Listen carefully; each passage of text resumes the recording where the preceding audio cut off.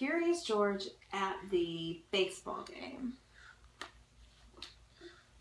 This is George. He was a good little monkey and always very curious. Today, George and the man with the yellow hat were going to the ballpark to watch a baseball game. George couldn't wait to see what it would be like.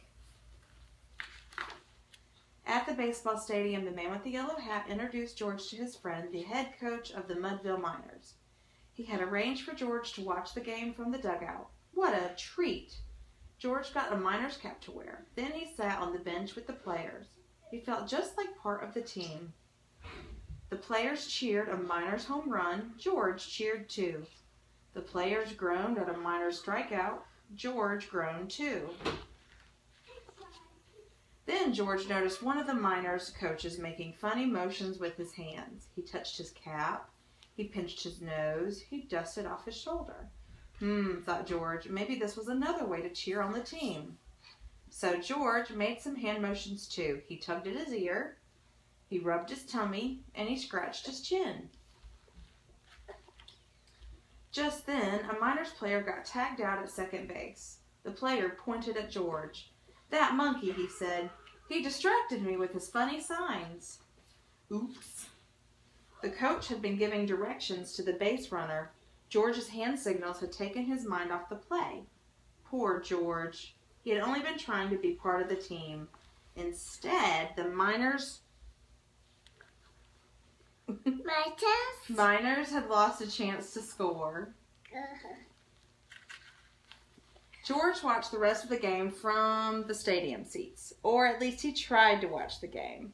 There was so much going on around him. There was food for sale, there were shouting fans, there was a woman holding a big camera.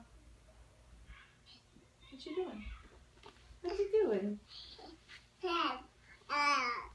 The woman pointed her camera at some fans. And look, those fans waved up from the huge screen on the ballpark scoreboard. George had never been on TV before. He was very curious. What would it be like to see himself on the big screen? He soon learned the answer. It was exciting.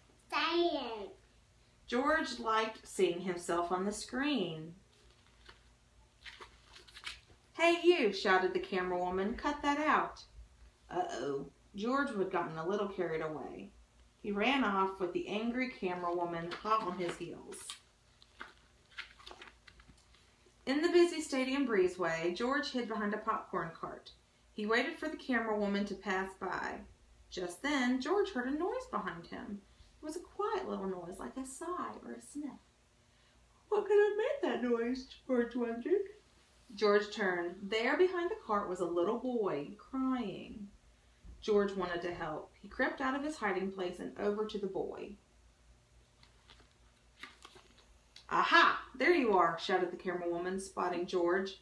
Then the camera woman noticed the teary-eyed boy. She seemed to forget that she was mad at George. "I'm lost," the boy said. "I can't find my dad." If only there were a way to let the boy's dad know where he was. But there was a way. The camera woman aimed her lens down at the little boy, and there he was on the big screen for everyone to see, including his dad. Within minutes, the boy and his father were together again, and the man with the yellow hat had come to find George. "I can't thank you enough," the boy's father said to the camera woman. The camera woman shrugged. "Don't thank me," she said. She patted George on the back. "It was this little fellow who found your son." George was the star of the day. The end. You ready to go to your room? Read George. Read George again? Yeah. What George do you want to read?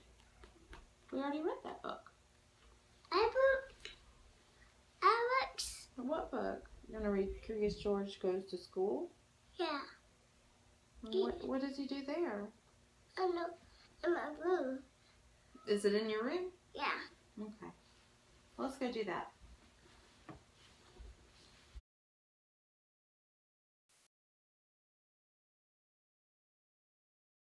Okay. Curious George, first day of school. This is George. He was a good little monkey and always very curious. Today, George was so excited he could barely eat his breakfast. "You have a big day ahead of you, George," said his friend, the man with the yellow hat. Sit back down. It was a big day for George. It was the first day of school, and he had been invited to be a special helper. George and his friend walked together to the schoolyard. Some of the children were nervous, but George could not wait for the fun to begin. In the classroom, George's friend introduced him to Mr. Apple. "Thank you for inviting George to school today," the man with the yellow hat said to the teacher.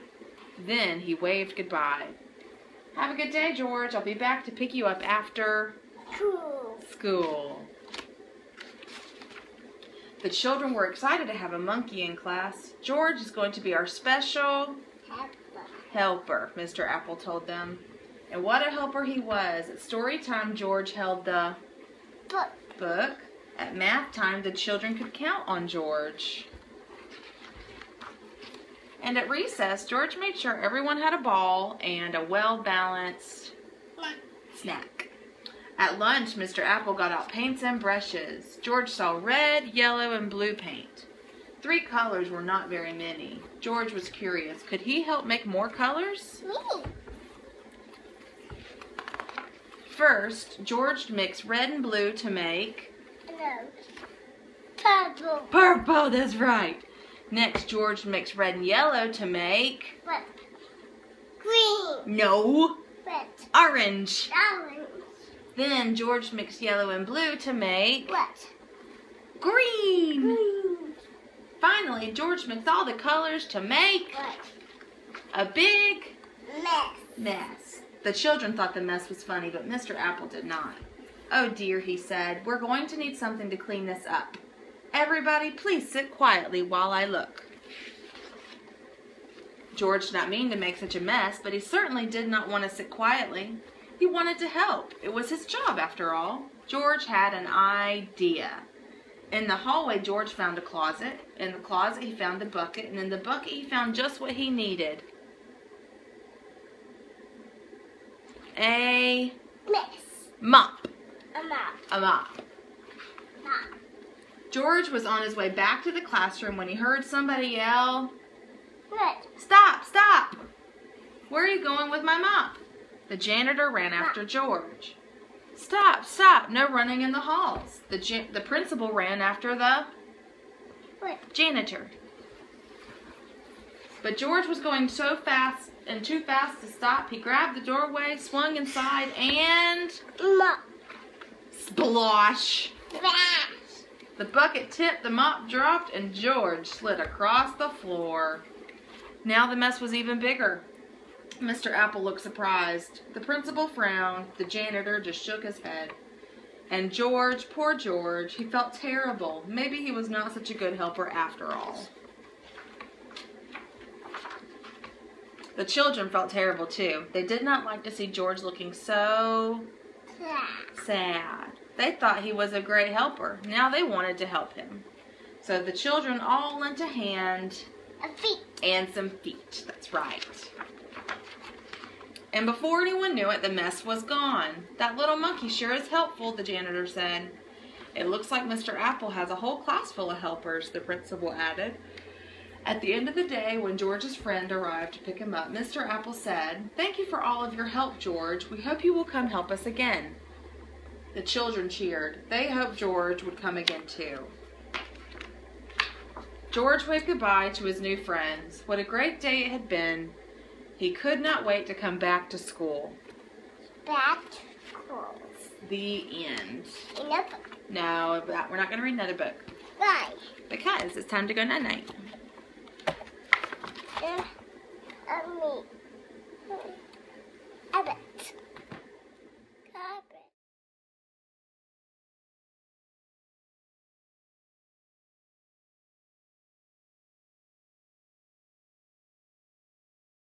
No, you want to read Rabbit? Yeah. No, how about I sing you a song? What? The elephant song? Yeah. Okay. How big is the elephant? This big, this big. How big is the dinosaur? This big. This big. How big is the alligator? This big. This big. How big is a hippopotamus? This big. This big. How big is a kitty cat? This big.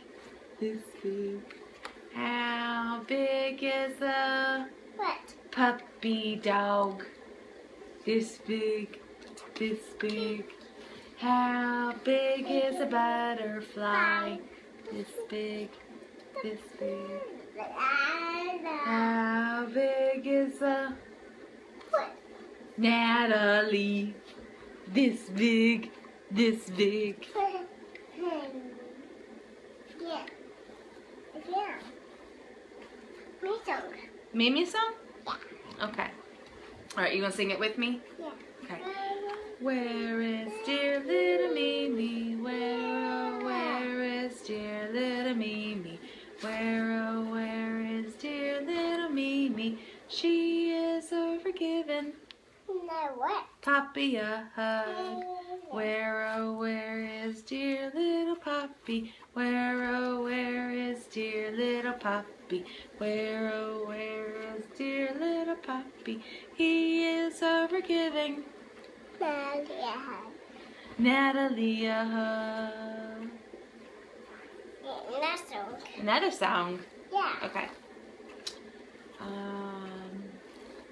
How about? How about? Stay away. Don't rest your head. Don't lie down upon your bed while the moon drifts in the skies. Stay awake.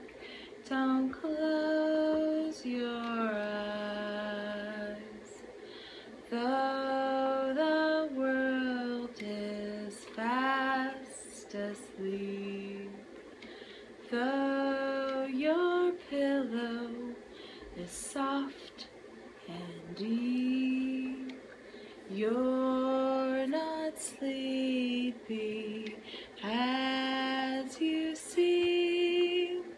Stay awake, don't nod and dream. Stay awake, don't nod and dream. Now it's time to go night-night. Let's get in your bed. You want me to pat you?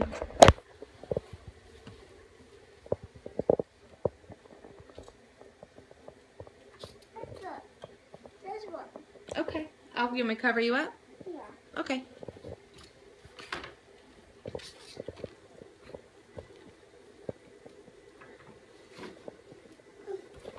Good job. Say night-night.